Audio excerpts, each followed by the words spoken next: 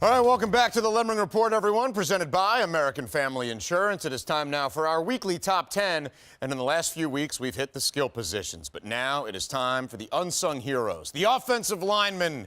We count them from 10 up to 1, and we start with number 10. His name is Tristan Hodge. Hodge, spelled H-O-G-E, which reminds you that he is the nephew of Merrill Hodge out of Pocatello, Idaho, committed to Notre Dame. And Tom, you got to see this guy on your big road trip, huh?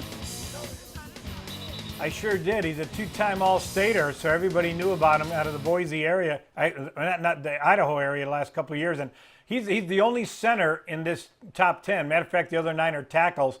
But he's a big mauler-type kid, aggressive, great feet, great attitude. And I'd be surprised if he doesn't wind up playing on Sundays in 4 years. He's got all the tools. All right, we're going to save that and clip it for when you're right, 5 years from now.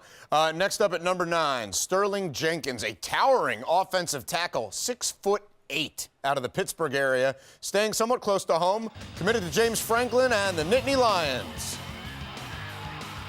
You know, Adam, he's a legit 6'8", 310. When he showed up for our interview, I was amazed. He looks like an NFL player already.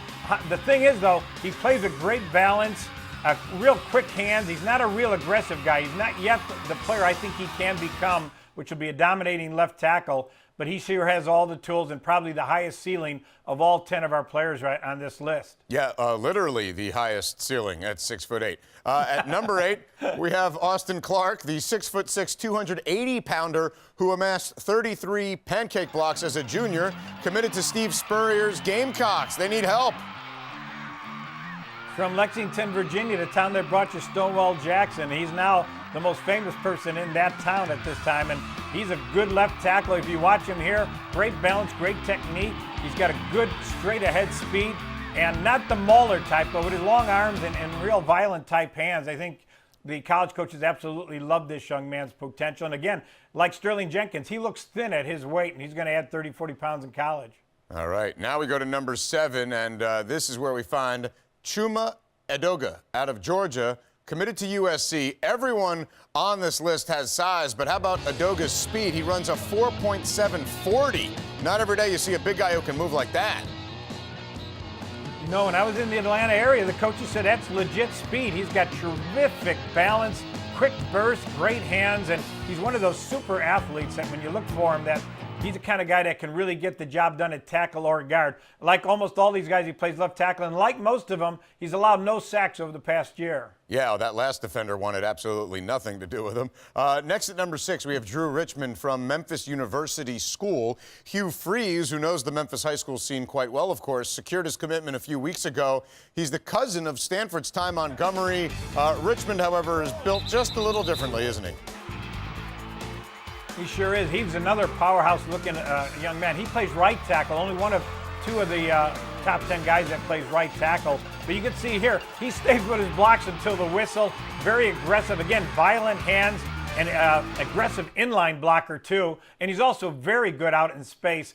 Tough to find a 310-pound guy that quick out in space, but Drew is certainly that type. Yeah, pretty sure the defender just wanted to be left alone at that point when he was on the ground enough, but yeah, he kept going. Number 5 is Tyler Carr out of Southside, Alabama. He's staying close to home, committed to Auburn, racked up 84 pancakes in 10 games last year. I think he also ate 84 pancakes every day last year. No mercy, this guy. Gus Malzahn's got to love that stat. You know, in left tackle, this is another big guy. It's a great group this year, our top 10. And Tyler Carr is one of those guys that dominates as both a run and pass blocker. He's in the Gadsden area, and coaches, when I was driving through there, thought he may have been the best offensive lineman the area's produced in 30 years. He's a real big catch for Auburn. Wow, 30 years. An offensive tackle is a coveted spot to be at Auburn. All right, now at number 4, where we have Maya Tahima. He's committed to LSU, where his older brother, Sione, also plays. He's a big fella, even for this list, weighing in at 336 pounds, Tom. But I guess he can move. He sure can. He's a mauler. He's got power. He's got quickness, long arms, violent hands. He's the most aggressive of our top 10 group.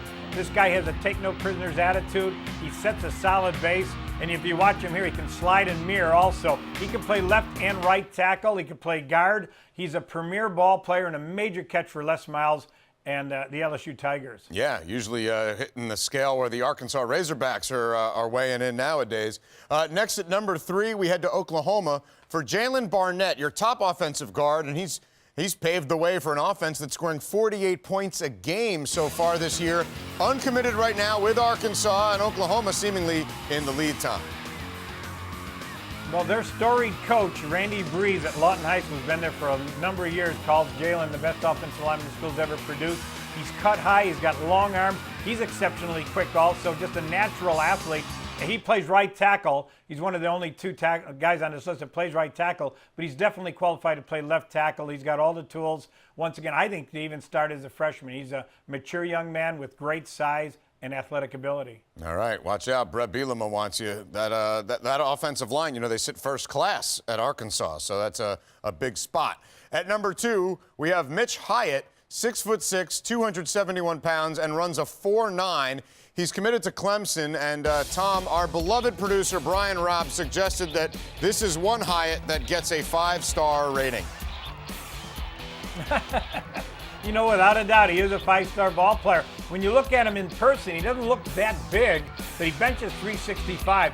Technically, he's probably the best of the whole bunch right here. He can play left tackle. He looked thin at 275. He's going to weigh around 320. But I liked his long arms, his quick hands, and his ability to stay with his blocker until the whistle. He's got all the tools to become a great offensive tackle for the Clemson Tigers. And a 5-star at that.